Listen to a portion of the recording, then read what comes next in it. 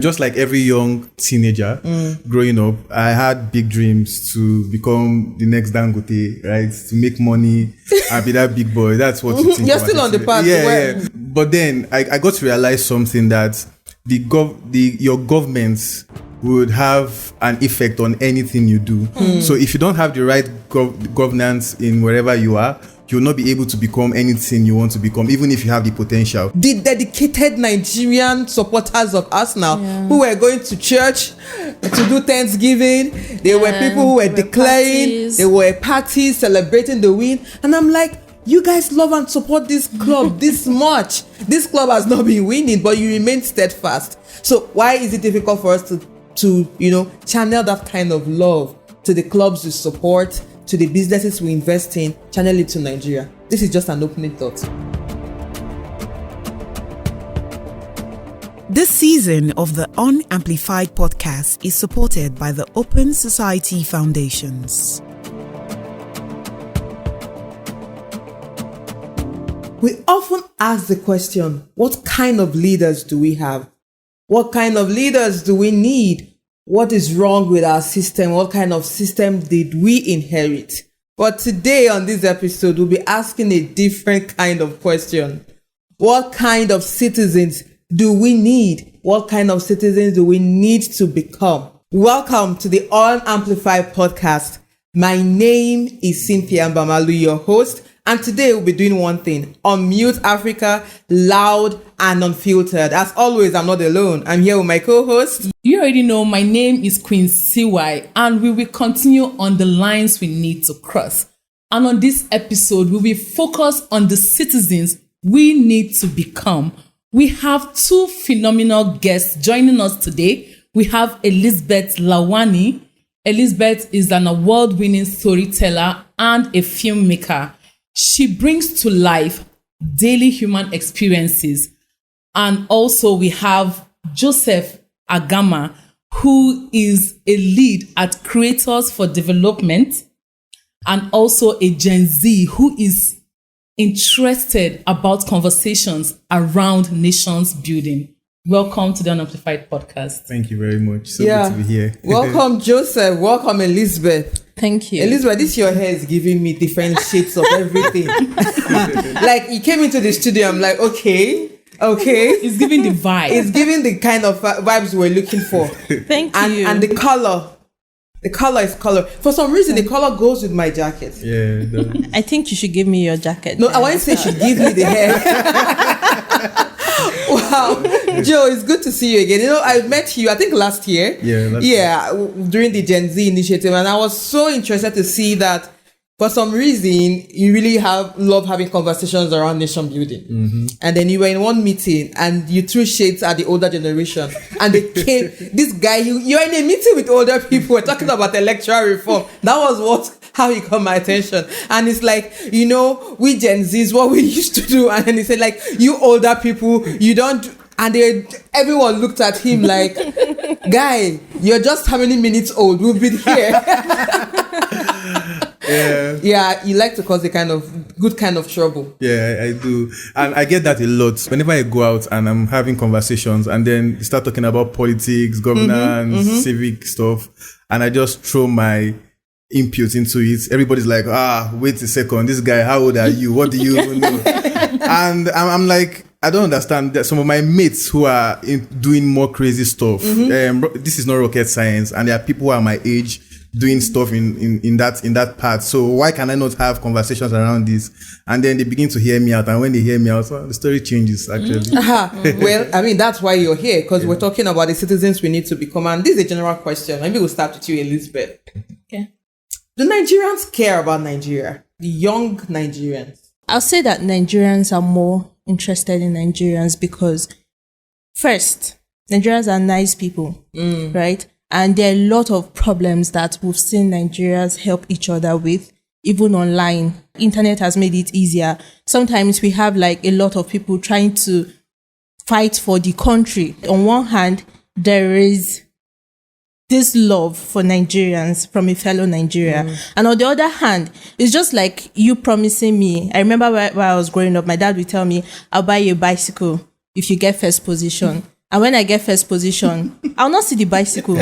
And then from first, I started to get second. From second, third, I went down to 22nd. Yes, because they not buy you bicycle. Yes, because they did not buy me bicycle. So it's just like that for Nigerians. When you promise, I feel like we Nigerians, we just like to get things in return. So when I care for you, when I say, okay, I want to do this for you, and then you don't give me that vibe, you don't give me what I want, I'll just relax. You relax just and like, check out. yeah, like, I won't care anymore. That's why we have a lot of people that were interested in politics, and now they're not interested in politics. Like the last presidential election, I had my friends, they came out in their numbers to vote. I asked these same friends last week, are you people going to vote? I say, for where? I'm not voting, no. I say, why? I say, my vote no, they count. So I just, they come here, they waste my time to vote. So it's just like, you love something, you love your country, and your country is killing the spirit. Exactly. I think it's more like it, like, Oh shit, which spirit? they will just kill it, because as a young person in Nigeria, there's no way you not like your country. Nigeria is a country that you just have to love. On social media, you see Nigeria be like, I love my country. They always prophesy the love. And it's not even love, like they love it and they keep it to their mind. They love and they say it. I love my country. I love Nigeria. But then again, there's economic situation holding us back. There's social, there's cultural, there's so many things holding Nigerian youth back. Like, you love it, but then again, He says, pause. Let's bring in Joe here. I can call you Joe, right? Yeah. So, do Nigerians care about Nigeria? Especially young people, because I think both of you are Gen Zs at this point. But so, do you think young Nigerians care about Nigeria, and why do you think so? Okay, so I think young people care about Nigeria, and the simple proof to that is the fact that you can see we complain and we try to make things better. That's when you know you love something, when you are willing to do something and contribute your quota to make it work. So have young Nigerians been trying to see how we can make Nigeria work? Yes, we have been doing that, right? So that means we love Nigeria. Are we proud of Nigeria? Well, I can say, that's a tough question, by the way. You asked yourself that question. Yeah, I asked myself the question. So if I go out and I meet other people from other countries, other young people, am I proud to call myself a Nigerian? I think for most people, for most young people, they would say yes and no. And yes, because we love the people, we love our cultures, we love, everything. But the image for which Nigeria has at this moment is not something you'd want to be proud of, right? So you usually say no to that. So young people, what's that English word? Is it melancholy when you have mixed feelings about something? Yes. When you were saying this, I remember like several times, of course, you travel, you interact with people. And whenever I meet a Nigerian outside, the person just finds out I'm a Nigerian, like, you're Nigerian, my sister. Oh, sometimes they even offer you, do you want to come? Oh, let's have lunch, let's have dinner. And you have that spirit of, there's that spirit of oneness when we interact and meet each other outside. And maybe bringing it back to the conversation today on why we're talking about the citizens we need to become. Because Elizabeth said something about when you give, you're expecting something in return. And you also talked about sometimes the question of you love your country, but are you proud about several things happening in the country? And in my mind, I'm also thinking, I always make this example that it's like when you start a business, you don't start seeing the return on your investment immediately. But you don't shut down the business and say, oh, because there's no profit, I'm not going to get into that. Every day you wake up, it's not everything you want to do you achieve, but you keep thriving. You go to the bank, you use an ATM to withdraw money. It does not give you the cash you need. It does not mean you will not go to the bank the next time to withdraw your money. So in other aspects of life, I feel like it's easier for us to be a lot more resilient and keep trying and pushing and trying new strategies, reviewing, maybe this time this is what we did, next time we'll try something else. Bank A did not work, go to bank B. It doesn't stop us from putting our money in the bank, right? But when it comes to the question around our country, it almost looks like we're asking ourselves questions. It's just like you say, we voted last election, we did not like the outcome, so we'll not engage anymore. You go for World Cup is ongoing. There's no the fact your team will lose a game doesn't mean you will not compete next time. There is the what do you call it, the qualifier match to go to the World Cup, right? Next round you will still send national team will still go and compete. Whether you won the cup or not, you still go back to compete. Let me talk about Arsenal fans. I heard I mean, I'm not a football fan, obviously, but I had to learn about the win because Arsenal apparently for the first time won the English championship or so. Yeah. Then I heard they've not won it in years, and I saw very dedicated Nigerian supporters of Arsenal who were going to church to do Thanksgiving. There were people who were declaring. Parties. There were parties celebrating the win, and I'm like, you guys love and support this club this much. This club has not been winning, but you remain steadfast. So why is it difficult for us to channel that kind of love to the clubs we support, to the businesses we invest in, channel it to Nigeria? This is just an opening thought. Because in my mind, I'm like, maybe sometimes we need to start asking ourselves the question, especially for football fans. If a football fan out there, if you've been supporting a club and they've not been winning, but you still support them, then you can still support Nigeria. You can still support your country. But let me start with you, Joe. I follow your work and I've always wondered, at what point did you become civically conscious? On Instagram, your post says, I love conversations about nation building. What was that? What made that important for you? At what point did you realize this is what I want to do? This is what I want to invest my time and my voice in?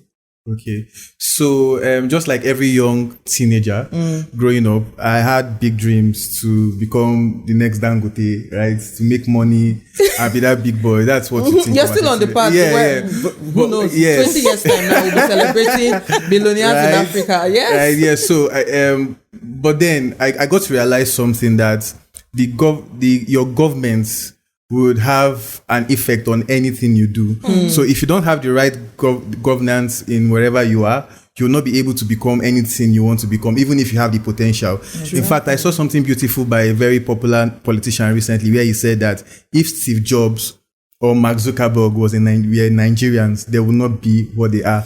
And I think that is true because we don't have the condition, which is, by the way, generated by the governments we have, for such people to thrive. So we have a lot of brilliant people. I mean, I meet a lot of good tech guys, a lot of people good in other stuff as well, young people like myself. But then the environment does not allow you to, grow. So that's why you see the jackpot syndrome just skyrocketing every time. So I just realized that if we are going to ever achieve what we need to achieve, we need to first address government.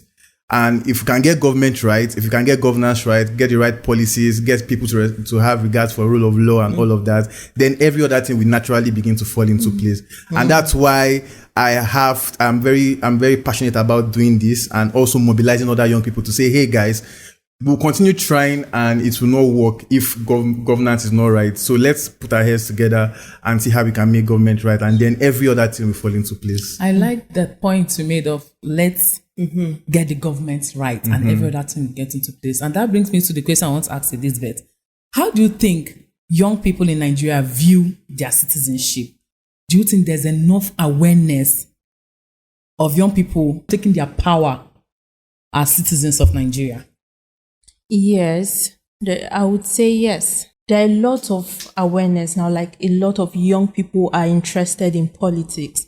But we will not see that because we feel like a lot of youth don't know anything about politics. They don't know anything about it. But I see a lot of youth, especially on Twitter, on Instagram, they have conversations about politics, about the government. But again, they get this distrust, I always say distrust, that just make them swipe a lot. Like now, initially, I don't like politics. I'm not a political person. I don't talk about politics with people. But I started to fall in love with politics because I know that I love Nigeria. I want Nigeria to grow. I want Nigeria to be a better place for me. I want to grow here because there's no place like home. So I started to get interest in politics.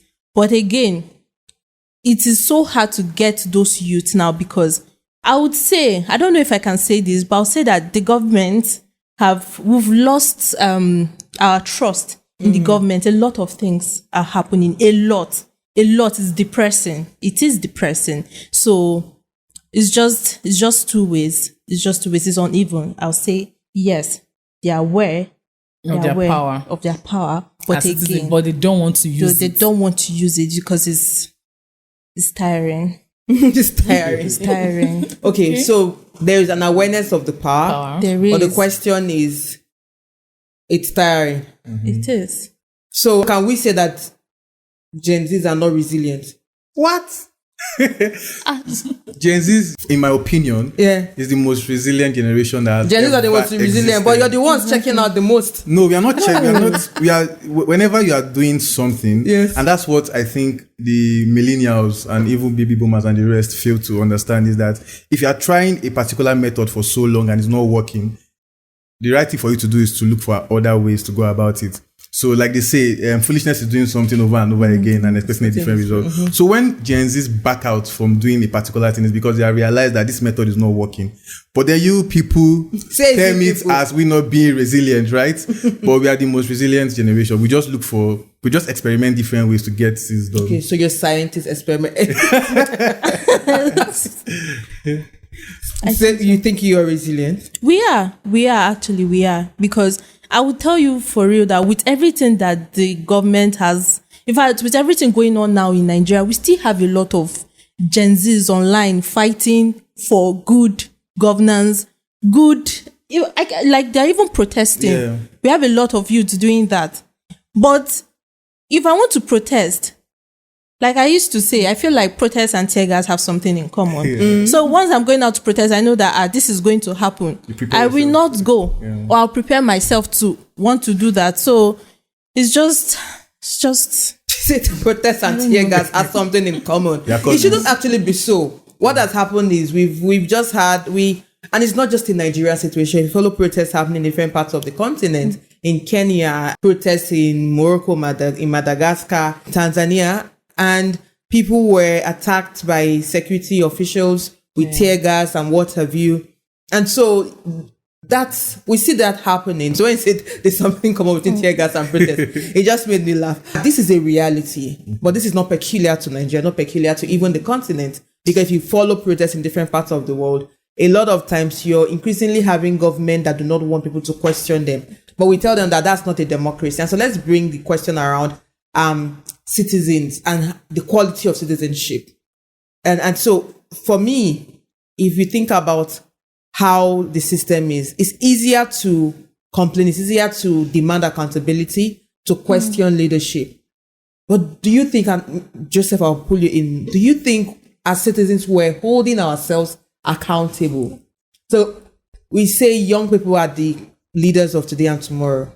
The average young person you see, if he or she becomes the president, do you think they would be different from the current leadership, or become a member of the National Assembly or a member of the State Assembly? Do you think they will be different? That's one. So that's the point on, do we hold ourselves accountable?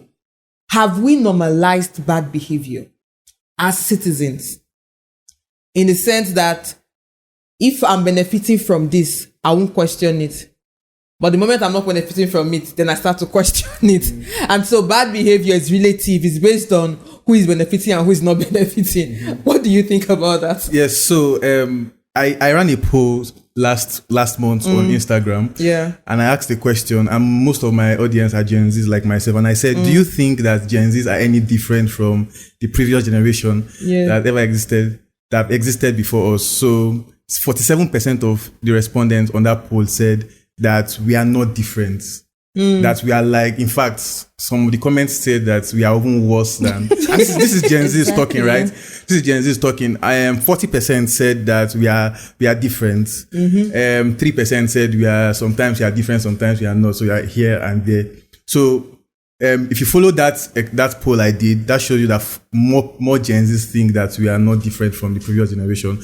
But then I said something after the poll that I'm happy that at least 40% said that we are different, and we don't need a lot. When you want to drive change, you don't need everybody.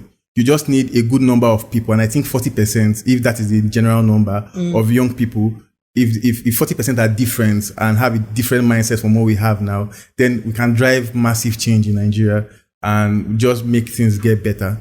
So the second question was... have we normalized bad behavior? As long as you're not benefiting, But once you're benefiting, you're like, oh. Yes. So the truth of the matter is that we've normalized that. And I don't want to even blame us for that. It's because we met that as a culture. Have you ever tried doing the right thing before? We went to university, right? And when a lecturer says do something that is wrong, and you are the only good guy out of over 100 people, you begin to look stupid and you fail. And so at that point, you just discover that this is how life in Nigeria is, right? And then you gradually start adopting to the system. So the system just made a lot of people become what they are now. So if we can change the system and the system can begin to work right, I believe a lot of people, a lot of young people especially, will begin to do the right things. In fact, most of our cultures as Africans, as Nigerians, my culture, for example, rewards people that are honest and don't always look for opportunities. What's to your culture? Yes. Let us know. I'm Igede. Okay. Yeah, I'm from Benue State. Yes. Yeah. And I think that culture is like almost every culture in Nigeria is like that, right? But then because the Nigerian system has made it look like if you are benefiting, then keep quiet and don't talk. A lot of people are then just adopting because you have to survive, which is normal human behavior. Yeah. When you said your culture, I remember I'm very invested now in learning more about African leadership philosophies. And in the Yoruba culture, there's the concept of Omoluabi. And Omoluabi is the concept of a good person, good character as the foundation for personhood. In the Hausa culture, I think it's Mutume Kiriki. And it basically means honest, good person. These are philosophies that guided, or that should still guide how you interact, because your character was what spoke for you before your name. And so you could come from wealth, but once you don't have character in our traditional African society, you're not giving respect. So your character was what people would respect you, say, Omoluabi, like this person, or Mutumi Kiriki. And so when you said this, and that's how I wanted to find out your culture, because I actually think we perhaps need to start going back to those African leadership philosophies, those values that promotes, our sense of personhood, our character, and even how we interact and engage within the society. It's as simple as driving. When you stop at the traffic light, I don't know if any of you experience it, it's red and you stop. There's someone behind you who is like, pom, like, move. And you're like, guy, can't you see it's red? Yeah. We're supposed to stop. And then sometimes, Nigerians are audacity crazy. leaves me speechless.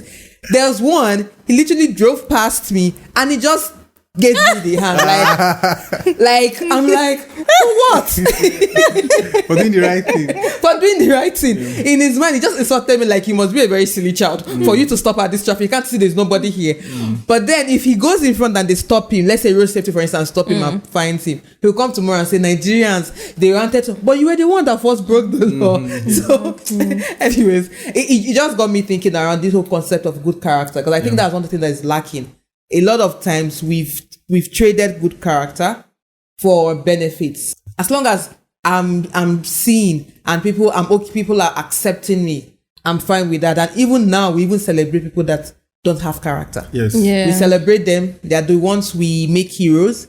They are the ones we give awards sometimes. And so it's like the system is just... Yeah. This even just reminds me of... I remember my convocation after school. They were announcing those people that graduated as first class students, and then the 3 overall best students in the whole university. I went to Benue State University, and then the gifts or the prize they were giving to them was 500k each, 500,000 naira each. And then literally I could just hear whispers around me that why I no go do Yahoo? Because imagine you spent...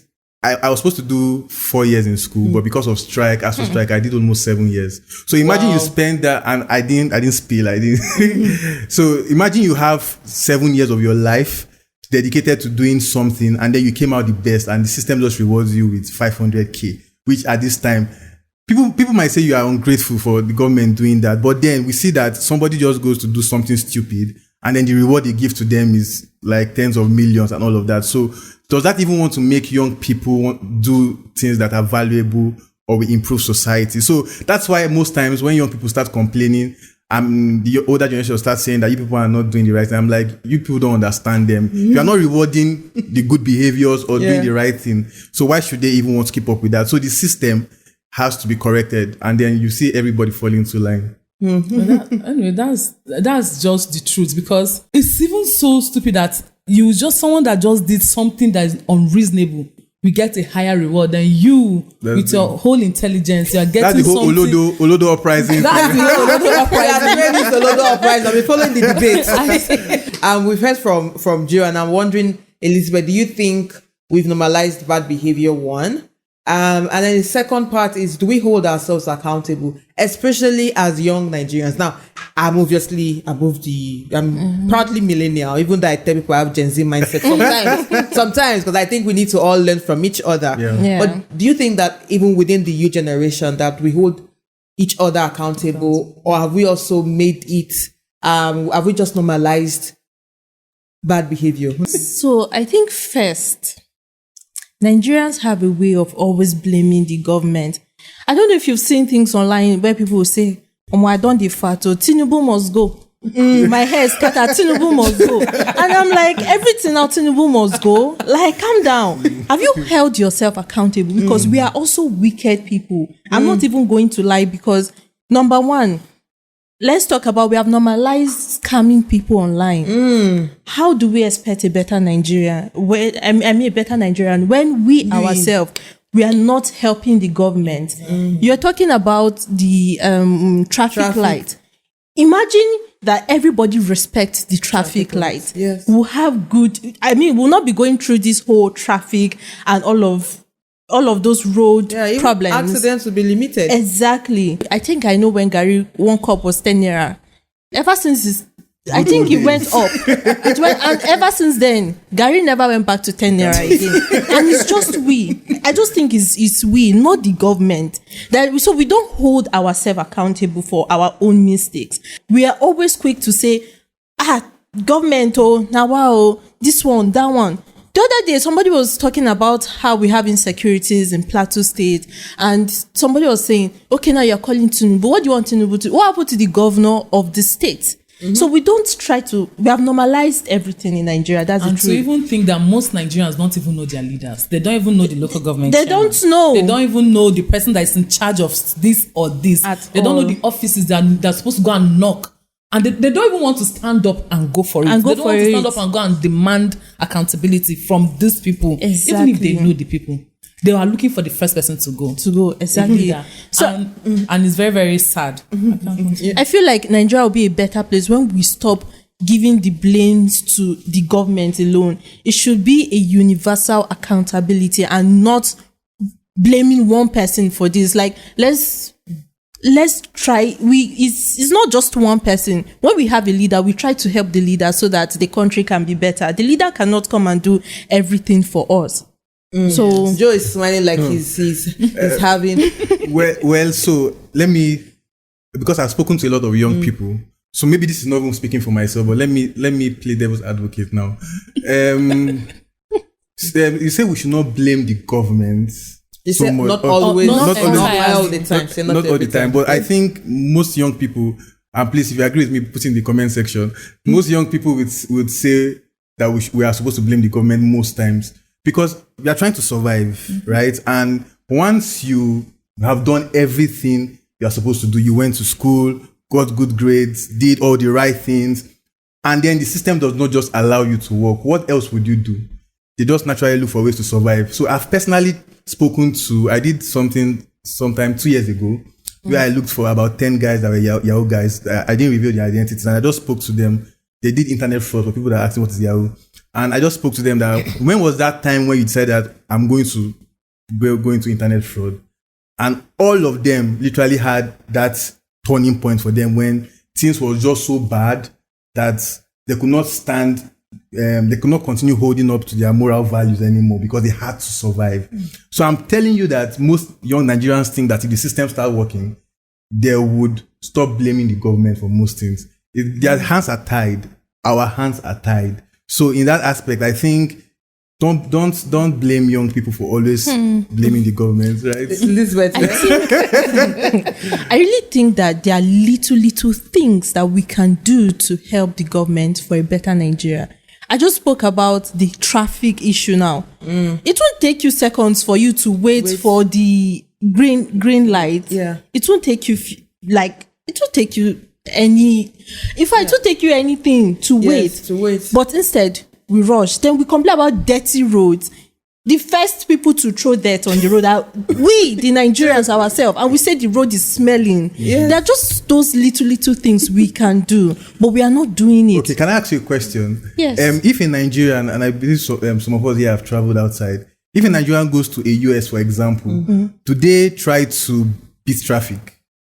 No. Do they just... I'm glad you're bringing it up. They don't. Yeah, so do they just have their trash and just throw it anyhow? No. So why is it that the moment we leave, we just step out of Nigeria, as if the our power brains borders, reset. we are a totally different person, and then when we are in Nigeria, we do the normal Nigerian thing, and that's why I'm saying most times our actions is just because of what the system has done. Okay, now I'm going to come in because I love this argument to say that if we live here, we will respect traffic lights. Yes.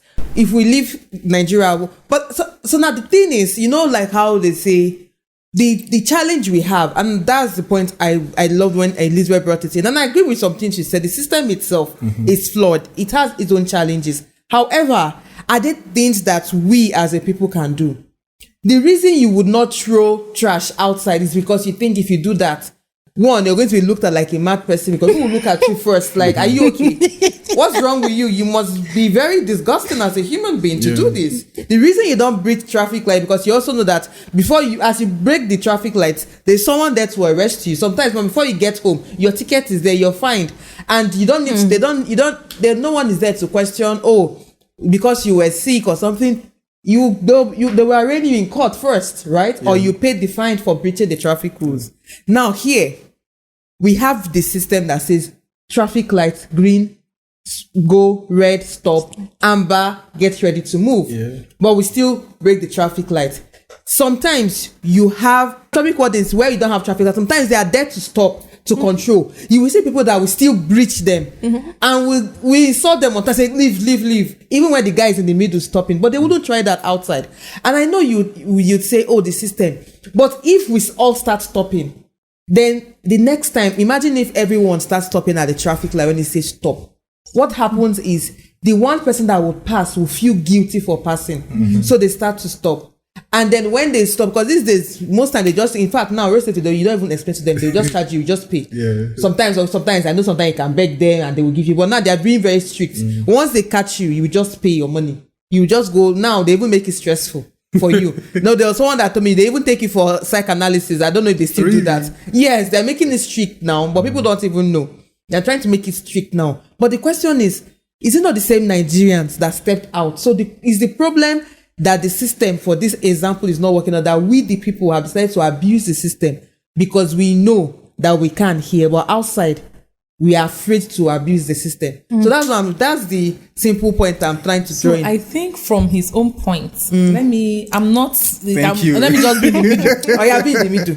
From his own point, I think he's saying it's based on the fact that if there's no rule that is being placed, if the traffic lights are working well, if there's a rule and everybody's following the rule, and if these officials are not taking bribes on the road, everybody will, we align with what the government, the rules the government have placed. Yeah. But now these things are not there. And that's the failed system we're talking about. In fact, who is the number one law breakers of traffic rules in Nigeria? It's the government officials. Have you seen government people trying to use the road before? They don't respect nobody. Traffic. So that's why I'm saying that the moment government who is setting all of these rules and policies are breaking it, what do you expect young people to do? But so now the question is, should your good behavior be based on the good behavior or bad behavior of someone else? Or should it be based on yours? Yes. I would leave this to be an open-ended question. To be an open-ended question. But you say something about people's hands are tied. And I always like to make this example, because when we talk about vote buying, say, I sold my vote because I need to feed my children. A lot of times we say, the reason why this person went into internet fraud is because their hands were tied. But we're the same people that if in the market, one small boy steals chicken and then they chase, they'll say, ole, thief. Everybody will beat that young boy for stealing. Sometimes it's not even chicken, it's puff. And a handful of gari. Or a handful of gari. So why is it that we don't condone those attitudes that we even call petty theft, because those things are even called the petty theft. You see a lot of mob action happening that is scary, because we shouldn't even be involved in mob action, right? But we don't condone that. But when it comes to this, we start trying to make excuses. And I always say, you're not the only one whose hands are tied. Yeah. For the several other people doing well, hustling and investing, their hands were also tied, and they found new ways to emerge and evolve. And so, which is why this question is about what kind of citizens do we need to become? I think that I've done a lot of work in different parts of Africa, and I feel like Nigerians were one of the citizens that we complain the most. We are, I'm telling you. But the trouble is too much. The wahala is too much. There are countries that their wahala is more than our wahala, right? Wow. Which country? There are countries. No. There are countries that wahalas are more than our wahala. However, you will still see the people will still. I mean, there's some level of let's try to get things to work. If it means they're protesting, and I like to make an example with Kenya, because they're the ones that like to protest. You will go and engage with some of the Kenyan youth, and they'll tell you like, hey, we'll still show up and we'll still protest, right? And so maybe we also, that's why this question is about us now. Every other episode we're talking about government, we're talking about things that are not working right. But what if, this when you point one finger, all others point at you. What if this time we look inwardly and start pointing at each other and say, okay, you fix this, fix that, because tomorrow that's going to be the president, that's going to be the governor. That guy whose hands were tied and he went into internet fraud. Imagine if they get into government house. Would you trust that person to be your leader?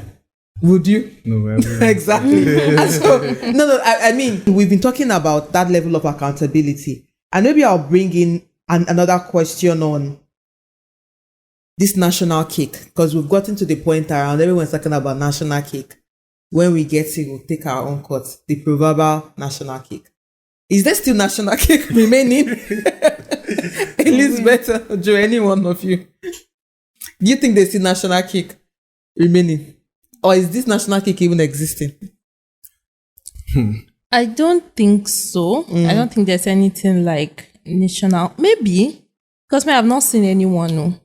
But we still have people that are, I don't know what to call them, but they are more interested in what they have to gain from the government. So now it's just like it's transactional. So maybe if I vote for this particular person, I will gain this amount of, I'll gain something like this, I'll gain this, I'll gain that. Yes. And then we don't even care about who we are voting for. We don't care about this person. But as far as I am gaining from this government, then it's fine. It's okay. As far as my family are okay, then it's fine. You don't think about the next 4 years. I mean, it's 4 years and you're voting for this person. I have a lot of them. Sometimes I see their post. I'm like, are you people okay? Like, are you people okay? Are you people blind? Are you guys not seeing? But because of what they are gaining from the government. At that moment, you don't care about any other person. Just keep doing whatever you want to do. So that's why I can say about national cake, because I've not had any national cake. I don't even know what they've given you before. No, they've not given, not at all. Joe. So I saw one comment on Instagram or TikTok recently where the person said that all these activists, I know they support any of my game. The moment I just enter power and the chop pass. So you see somebody who has always been shouting that the government is bad, they should do better, and they will list all of those things that government is supposed to do. Then you give them small opportunity, and they get to be on that seat as well, and then they even do way worse than even those guys were doing before. And that's just to tell you that sometimes the problem is even the people. And I agree with you when you said that there's something called the mirror principle in leadership, whereby your leaders is just a reflection of the people. Yeah. So if we are having bad leaders, then maybe it's a sign that the people as well have that trait, right? So national cake is supposed to be something meant for everybody, and you're supposed to be rewarded based on hard work and talent, right? So if you are talented and you are hardworking, you're supposed to get from it, and that's how every good system works. Yeah, but here you are hardworking, you are talented, you do what you're supposed to do, but then a few number of people just go there. So the truth is that most Nigerians have not benefited from national cake, and it's like even our children's cake Some people are already eating it Yeah, already. some people. They have eaten It's just our few own, people that and enjoying they're already the eating their own as well, which is so bad. So, this question is for both of you. What kind of things do we need to become as Nigerians? Okay, so first of all, we have to be citizens that believe that Nigeria can work. First of all, it's not going to be easy because we've had decades of this rottenness in our democracy, in our system. So it's not going to be an overnight change. So first of all, we need to agree and believe that Nigeria can work. Then secondly, we need to play a part in making sure it works, and not just always blaming people, like she said, that always pointing fingers to other people, that this is why Nigeria is not working, this is why things are not working. What can you do to also play a part? And collectively, like they say, little drops of water makes an ocean. Yeah. So that's what we can do. So let's always get involved. I was happy in 2023 when I saw a lot of young people being actively involved in conversations and even actions when elections were upcoming. I know most people are discouraged. This is me begging you that we should try again. Like Cynthia said earlier, that we should not give up. When our team is losing, we still support them, right? Until we are like Arsenal, after 20-something years we win. I need to study Arsenal fans. I think that there should be a special study on their resilience. Well, I pray it does not take them another 21 years to win again. Are you trying? So we need to we need to just have that togetherness. And then the last thing I would say also is that we should stop trying to chase personal glory. And I've seen it in a lot of young people. I can see a lot of movement rising here and there. Yeah. But then they are fighting themselves. Everybody's trying to make Nigeria work, and then you're insulting yourself that you are not doing better. And that's what gives even people who want to divide us more, they thrive on all of these things. If I see you that you're working on a movement or doing something that will make Nigeria better, I should collaborate with you and come together to see how we can make things better. What lines do you think we need to cross? I'll say that lines that we need to cross. Yes, to become. I think number one line we need to cross is to actually stop pointing fingers, and accountability should be universal. So it should be. I love that accountability should be universal. Yeah, so we should hold ourselves accountable as much as we also hold the government accountable. So that's what I would say. And again, let's not get tired. Shouldn't get tired. And I used to be a very tired person before. Like I used to be tired once it comes to Nigeria, especially someone that grew up in Jos. I live all my life in Jos. My friends were killed from the whole crisis stuff. It's so traumatizing, but I'm like, no, I'm not going to get tired. God knows why he brought me to Nigeria. So I'm not going to get tired. And then, gradually I started to put my younger sister in, the last one of the house. And now she loves politics more than me. And she's bringing her friends in. So those are little things we can do as youth. Can always awareness. What line do you think we need to cross to become? So that line is to abandon ignorance and step into knowledge. A lot of young people are ignorant about what's happening in their environment, what's happening in terms of our governance. They don't even know policies that are around. So even when they're cheating us, we don't know. So we should try to get more involved. I really, really love the fact that conversations are coming up, especially with this Olodo uprising thing. And people are beginning to see that, it's not that entertainment is bad, it's not that having fun is bad, but then there's a place for everything. Exactly. I'm beginning to question why the most experts and young people who are doing well are mostly entertainers. That's another conversation. We should have where people who are also doing other stuff alongside entertainment and stuff and making good money, also making it well. So we need to look inward, like she said. Before, in fact, I'm always point fingers. I'm for the fact that you should always call out the government or anybody that's not doing the right thing. But before you point fingers, ask yourself if you are standing right first. If you are sure you are doing the right thing, then of course let's point fingers until we get the right thing done in Nigeria. I'm a fan of Michael Jackson. So this is song "Man in the Mirror." You say if you want to make the world a better place, take a look at yourself and then make that change. The man in the mirror, or person in the mirror. Let's be a lot more inclusive. And I think that's actually what this is all about. That most times the citizens we need to become are those citizens that are willing to cross those lines of silence, not getting things done, complaining, and then just looking for an exit route rather than getting involved, getting informed. Because you know something about information. Most times when you're not informed, your action is not targeted. You're just doing anything and anyhow. And it is something I know that the young people can do for our generation, for our world, for our country actually now is there's information at your fingertips, right? You don't need to spend hours in the library like our parents did that they didn't have. I don't know how, you know, sometimes when I went to school, obviously it was library still before. It was by the time we're getting to university and then getting older, then we started having access to internet and what have you. But now the average young person can just go online and Google something or even leverage one AI tool and find out something, learn about it. So there's basically information at our fingertips. But the question is, how more are we interested enough to look for the right answers so that we're informed to engage? And so I'll be asking our final question, and this is for everyone. There will be twofold. What's the cost of youth silence in Nigeria? That's the first part of the question. Is there a cost? Is it okay for us to remain silent? Is there a cost for that? The second part of the question is, in recent years now, is there something a young person has done that gave you hope, inspired you that transformation is possible? Like, what was that thing that the person did? And if you were to give a message to our audience, to young people, what would be your message to them? So this is a loaded question. The first, what is the cost of silence? What gave you hope that is transformation? And what is your message to whomever is listening? Who do we start with? My co-host, what's the cost? Your body just shook. You just sat up like, I have a lot to say. No, I was really. like, calm down, Quincy. When you said, what's the cost of silence? The first that came to my mind is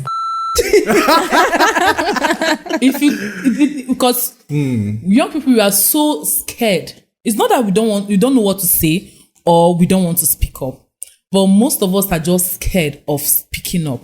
But at the end of the day, if you are scared of talking, or maybe they'll arrest you or they'll you, all it's better you speak up and than to keep quiet and still your spirit self will not be happy with you that can't even talk the talk, but because of silence to me. That was why I was like when you just said the thing that just came was like because what is left for us to lose? We've lost everything. They've stripped us of everything. So if we keep living that fear, not trying to speak up, allowing fear to take better part of us, we'll still. So I think the cost of silence to me is. For me, I would say that if you remain to, you choose to be quiet, we'll keep suffering. That's just it. And we can never get the change we want or the change we deserve. Because I used to be like that before. In fact, I would say I'm just learning how to speak up, because there was a time I made a post on LinkedIn about women, and the way men came to attack me online, I had to go and delete it. I said, I beg. I deleted. Oh no, please go and repost it. Go and repost it. I will be there to be responding to them in the comment section. I deleted it. I'm like, no, please, people should not drag me. So it's the same thing. I feel like when I come online to say something, because there are a lot of things to talk about, but when I come online, I'm like, what if people start to drag me, or what if they start to look for me for saying the truth? So that's why we don't speak up as youth, especially Gen Zs. We're always scared of what if we talk now, I can't carry us for house or something. So it's like that. So whenever we get scared of talking, there's always consequences. So don't keep quiet, always talk about everything that you don't feel comfortable with. Yeah, what's the cost before? I totally agree with what she said, that the cost of silence is. And I know a lot of young people watching us right now would say they have plans to jackpot.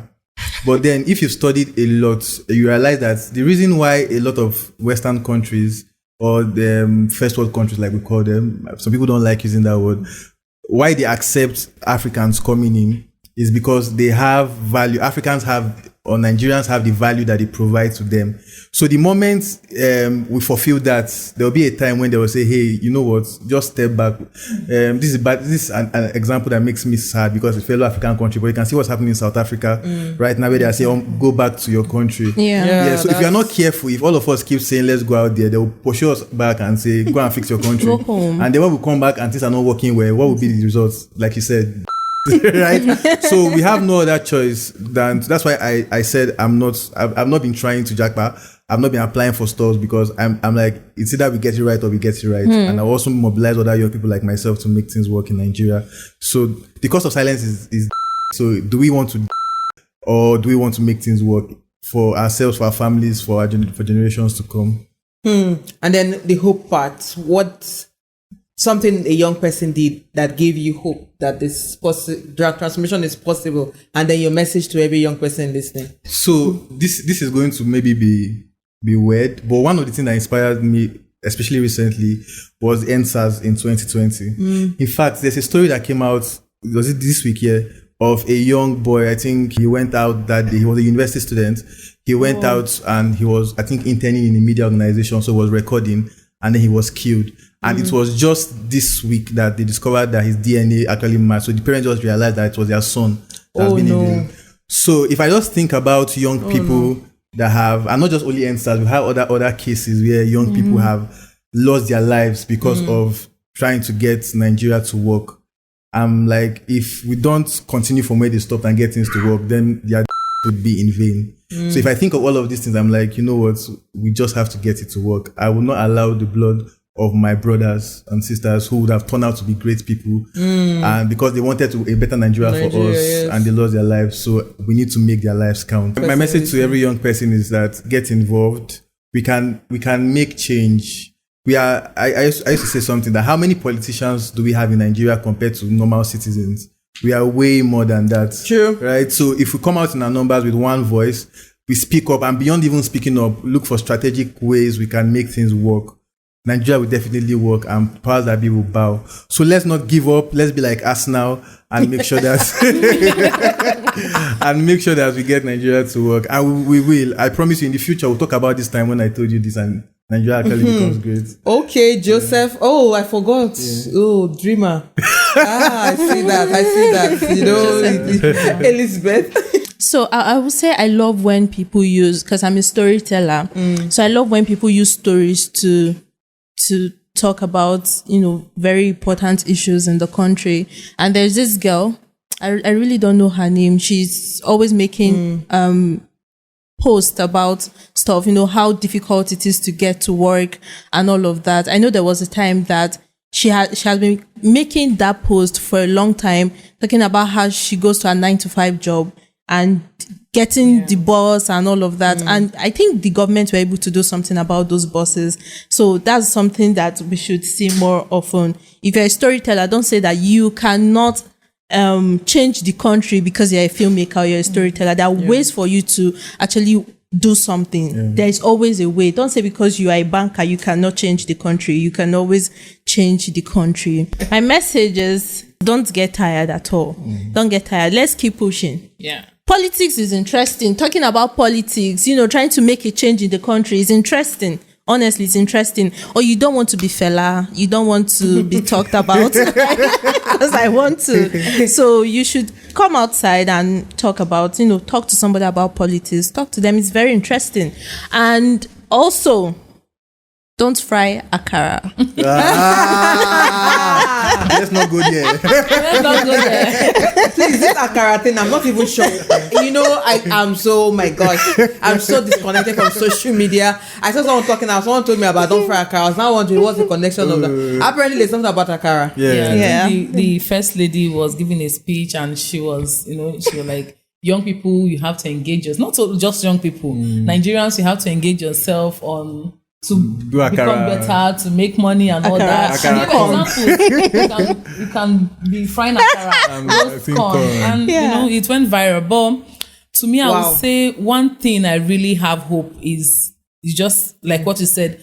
I can see young people now coming out, engaging on social media, especially spoken word artists.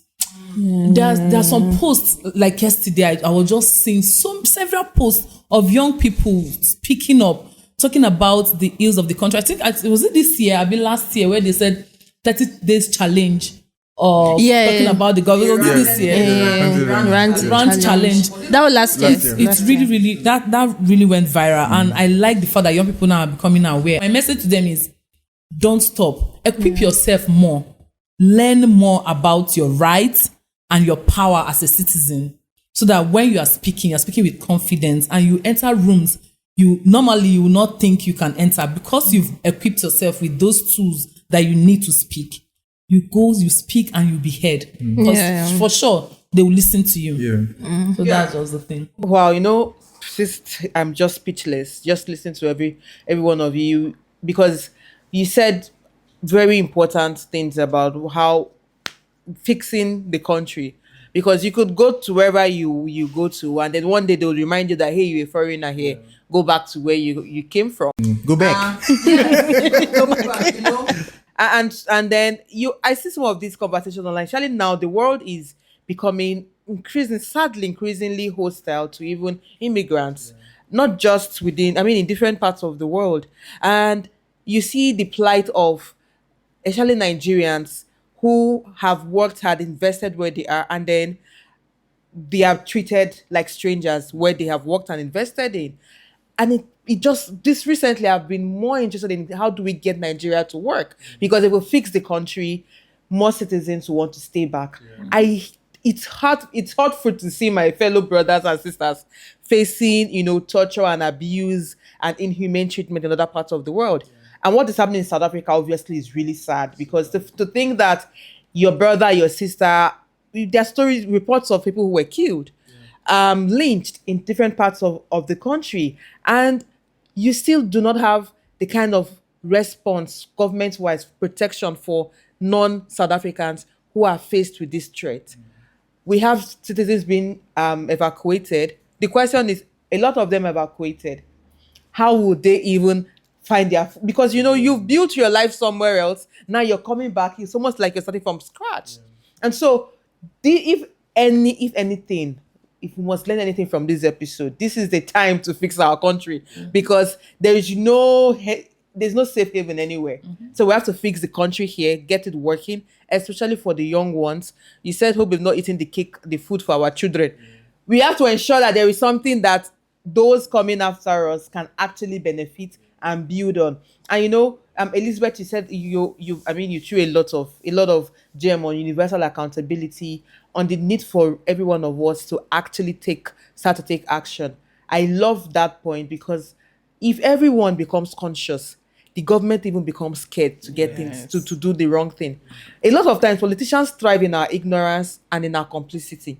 They will tell you that once I just take money to my community, say they will not vote me back. When I go before election and I share money, I will come back. Because they have this arrogance that Nigerians will not do anything. Once they come out, that everyone has a prize. And we're like, not everyone has a prize. And imagine if we're that conscious. No one will be taking us for a ride. Yeah. It's been an interesting conversation. My co-host just came here and she dropped mic on the cost of silence. For everyone watching and listening, the question is, what kind of citizen do you want to be? What kind of citizen do you need to become for your country to work? Drop a comment in the comment section. Tell us what kind of citizen do you need to become for your country to work, and tell us where you are writing from. We would like to read your comments, and we would love to hear your thoughts. But it's been an interesting conversation. Ladies and gentlemen, son of a lady. This season has been about unmuting Africa. One of the best or easy ways to unmute Africa is to activate our citizenship. We need to become active and conscious citizens, because everything we do, the actions we take collectively as a people, unified with one voice, those are the things that make our countries work. Those are the things that will make Africa work. And in the spirit of Ubuntu, I am because we are. If we are conscious of the fact that we are existing because every other person needs to exist, and we're working together as a collective, we can make our country work, can make Africa better. And I'll leave it over to my co-host to appreciate our guests, because I have lots of notes. I need to go and reflect on this conversation. Thank you, Elizabeth and Joseph, for joining us today in this episode. It's been a great pleasure having you guys in this episode. And thanks to you who is watching.